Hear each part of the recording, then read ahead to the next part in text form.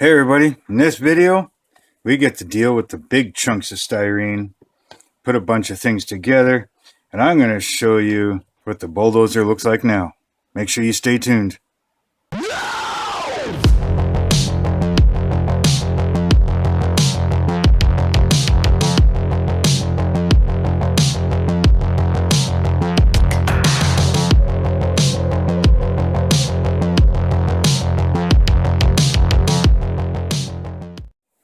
Hey everybody, and welcome back to the channel. So first, I want to get out of the way. I want to say a big thanks to Sunweird Hobbies for sending me this kit and letting me build this so that you guys can have some entertainment. Hopefully somewhere along the line, I might have been able to teach you something, show you a few tips. But if you're looking to buy this kit, I'll leave the link down in the description for Sunweird Hobbies. Go check them out online.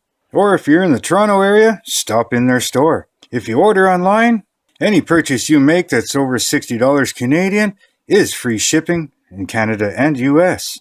So go check them out. I'll also have the link down there for the bulldozer kit. Okay, so let's get to it.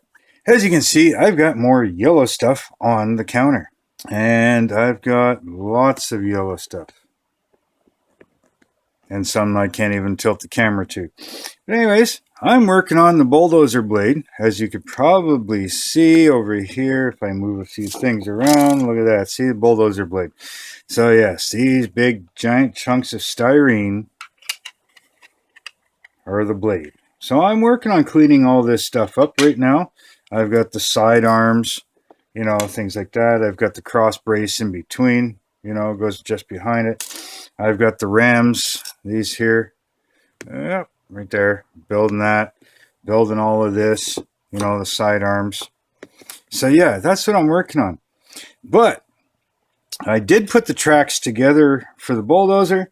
I did paint them. They're not finished painting yet. I still got to do a lot of weathering on this thing. I also put the drive arms together with all the bogey wheels on it, the drive gears and the idler wheel. I did put the tracks on it. Everything is on the bulldozer. So let me show you what that is. This is where I'm at. Now I still got to tighten a few things up. The front wheels do slide forward. So once I get everything tightened up and, it'll sit more like that. But the tracks are, on there. They're pre-weathered. There's still a lot of mud and dirt that's got to go on. I got to finish painting the rad. I kind of forgot to paint that the other day. Now, things keep popping out under here. So if you're going to build this little cross beam under here sits in a hole right there. I don't know if you can see that. There we go. There's a hole right here, one on each side. And that's where it sits. So until you've got the actual bulldozer piece, like the blade put on, these things will fall off. Okay, like basically they kind of spread apart too far, right, and they kind of come out, right?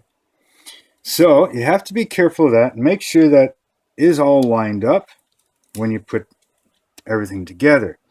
But once you put these arms on here, let me show you. Once these arms here go on, okay, they go on the side.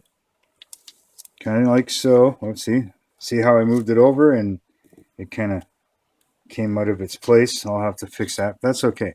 These arms go here, and then there's this cross brace that will go across. Okay, just like that. Kind of go across here. Gonna move you some more. But anyways, yeah, these go here some way, one way or another. I'm not sure which way. It goes like this. But yeah, they go there like that.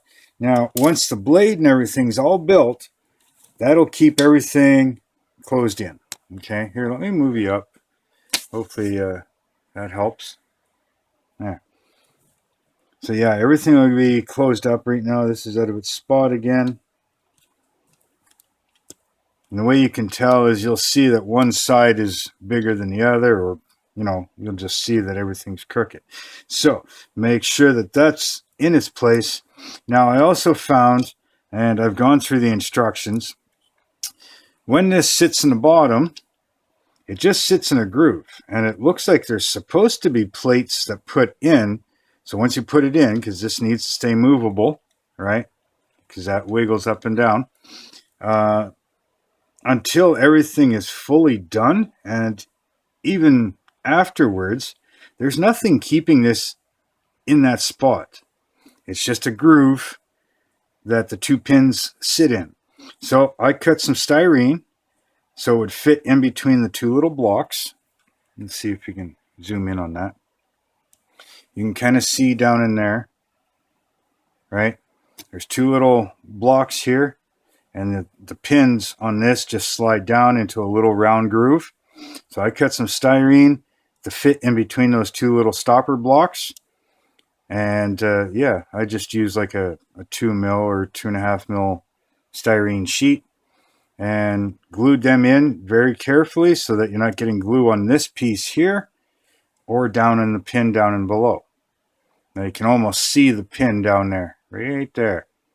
So yeah, these here, now that they're dry, don't allow the tracks or that whole bar to drop, right?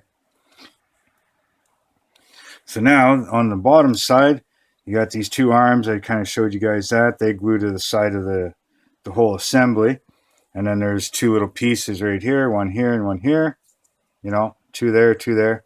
And you glue them down, but do not glue the pivot points. It states that in the instructions.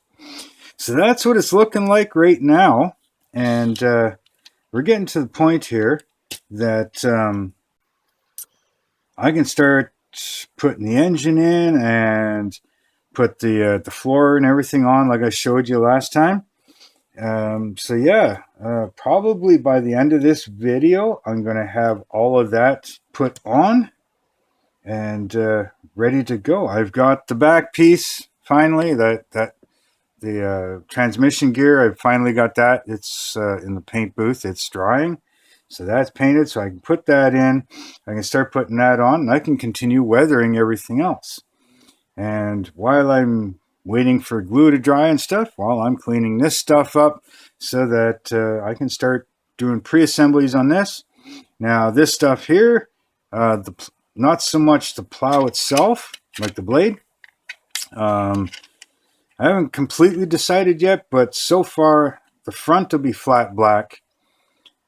The back, I'm not sure. I'm thinking gloss black, but maybe flat black. And I had to warm this up as well because it's still a little off. So it needs a little bit of a twist. So I'm hoping I can warm it up a little bit more, get rid of that. And, you know, but this here glues on like that. And as you can see, it's, you know, there's a bit of a gap here. So. But it's not overly stiff, so you could clamp it if you wanted to. There is little pieces, blade reinforcements that go down in here. So that'll help locate things and this and that. So I'm going to get this stuff all glued up and, you know, but the blade I'm looking at flat black. The arms and stuff like that, this stuff here, you know, I'm looking at gloss black. The rams that go up along the side will probably be gloss black. This cross member piece that goes between the two arms will be gloss black. So we'll get that all done up, and I'll get once I got the pre-assembly done, before I paint, I'll come back, I'll show you what it looks like. I may have some of the other stuff glued down. We'll see where I'm at. So I'll be back in a few minutes. Okay, everybody. Well, as you can see, there is a lot less parts sitting here on the bench. So I put the arms together like the rams. So I was going to try and keep them chrome, but yeah, I needed to sand everything so it would slide nicely. They're still not perfect, but they'll never be that tight together anyways. They'll probably be in the range of here kind of thing. So I got the two rams done, right? They're all ready to go. I just got to put some top pieces on them, and then the spots where they attach to the blade itself, right? Which is not a big deal. Now I do have most of the blade put together. I still got to put the side pieces on, these here. All right, these here will go on like that. Still got to put them on. Got all the bottom reinforcement brackets in. This here is just sitting there. I can take that out. I'm just going to test fit it before I glue that down, but everything else is glued on. And it does move a bit, but not much.